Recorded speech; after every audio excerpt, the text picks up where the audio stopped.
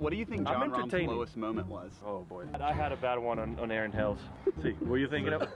Yeah, exactly. I was thinking the look of disappointment after we missed the cut in New Orleans for like only your second missed cut of all time in your life. And it was due to me, just seeing the By the way, my first 2 missed cuts on tour were with Wesley. One was at Wyndham. At Wyndham, we're paired together. That's when we first got to know each other. We got to spend the weekend hanging out together. Well, he's not used to playing the weekends too much, John, so you know. It is funny now that you bring that up.